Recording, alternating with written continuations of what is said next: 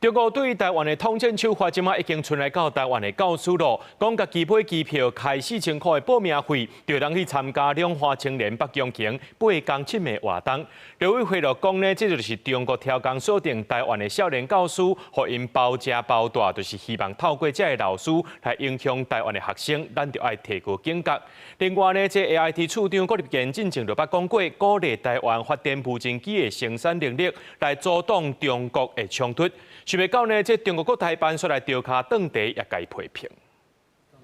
印太戰略智庫執行長蘇班明夫進前起往暴力攻擊，傳出可能牽涉到香港、烏道等境外勢力介入。總統府則是講，對任何威權集團發動攻擊全球無共意見的人為目的的跨國鎮壓，政府真重視，支持執法機關全面追查。只是即馬中國唔拿跨境鎮壓，佫傳出統戰鎖定台灣的老師。點開中華青年交流協會網站，大字得招兩華青年北疆行8天7夜活動。中國透過地方協力者招去中國參訪，邀請對象鎖定台灣45歲以下老師，攏總25個，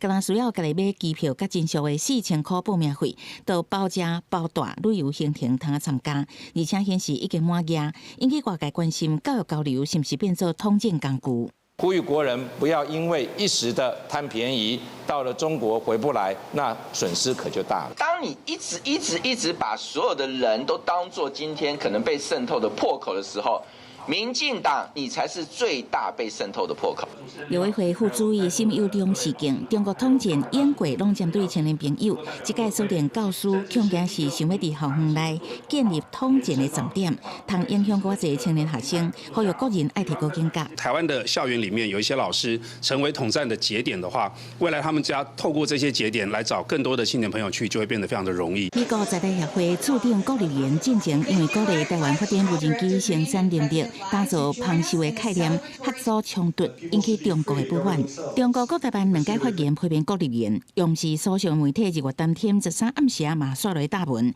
批評郭立堅是真濟缺點的太上皇。咱外交部原來有做回應。對於古立言處長，代表美方和我們台灣的互動呢，雙方溝通都沒有問題，而且合作得非常愉快。我想呢，這個也不需要中共去知會。AIT 冊報告聲明，美國對台政策無改變，美國希望維持目前的情況。美國國務院發言人找到王納廷郭立堅，表示郭立堅完全代表美國政府的立場。記者採訪報道。